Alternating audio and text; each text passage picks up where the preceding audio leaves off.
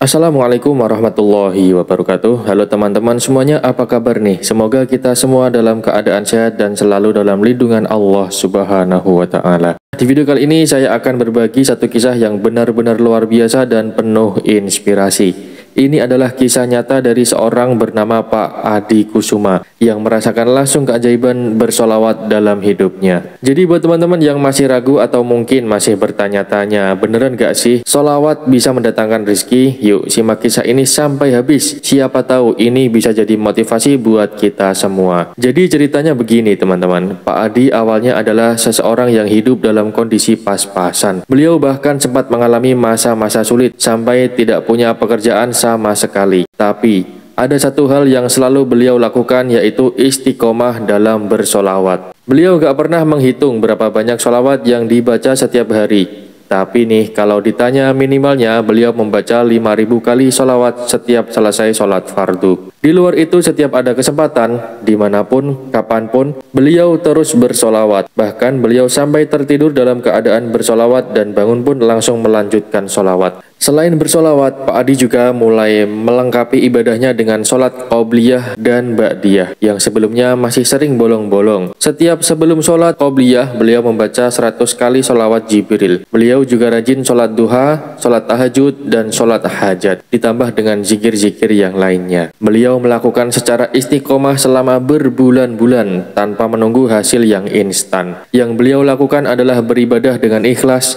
menyerahkan segalanya kepada Allah Subhanahu wa Ta'ala. Setelah beberapa minggu beliau rutin melakukan amalan ini, keajaiban pertama mulai berdatangan. Awalnya, beliau duduk di depan rumah setelah sholat asar sambil bersolawat. Tempat itu awalnya hanya halaman kosong, tapi tiba-tiba datanglah seseorang yang meminta izin untuk menyewa tempat itu buat jualan. Singkat cerita, gak cuma satu orang, tapi 6 orang sekaligus ingin menyewa tempat itu. Mereka semua sepakat untuk membayar kontrakan di muka selama 1 tahun dan totalnya mencapai 50.400.000. Masya Allah. Sungguh nggak disangka-sangka ya teman-teman.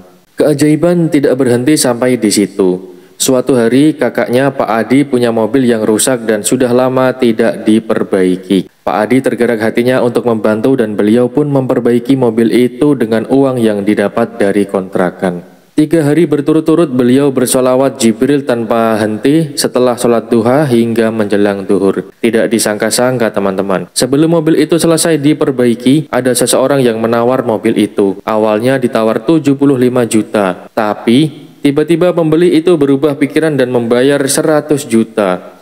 Lagi-lagi nih, Masya Allah. Suatu ketika Pak Adi ingin mengkhitankan anaknya. Sebelum hari khitanan, beliau bersolawat lebih dari 18.000 kali. Pada hari H, ketika beliau hendak membayar biaya khitan, petugas administrasi berkata, "Sudah ada yang bayar, Pak." Ternyata, sahabatnya yang diam-diam membayarkan semua biaya khitan anaknya.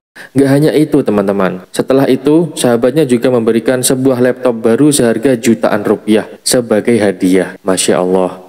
Pak Adi juga mengalami banyak kejadian lainnya, seperti mendapatkan sepatu Adidas secara gratis dalam promo buy one get one, dan bahkan uang sebesar 3 juta untuk membeli sepeda listrik yang entah bagaimana datang begitu saja dari saudara tanpa diminta. Uniknya nih, setiap kali Pak Adi memiliki keinginan, beliau tidak langsung memintanya secara eksplisit, tetapi cukup bersolawat dengan penuh keyakinan, dan keinginan-keinginannya selalu datang dengan cara yang tidak terduga. Nah teman-teman semuanya, dari kisah Pak Adi Kusuma ini kita belajar bahwa solawat bukan sekedar bacaan biasa. Solawat adalah bentuk cinta kita kepada Rasulullah Shallallahu Alaihi Wasallam yang jika kita lakukan dengan ikhlas, Allah akan mengganti dengan sesuatu yang jauh lebih besar dari yang kita bayangkan. Jadi buat teman-teman yang lagi punya hajat, lagi punya masalah keuangan, kesehatan atau apapun, yuk mulai biasakan bersolawat. Mulai dari yang ringan dulu, misalnya 100 kali setelah sholat fardu, kemudian bertahap naikkan jumlahnya. Lakukan dengan ikhlas, jangan buru-buru mengharapkan hasil,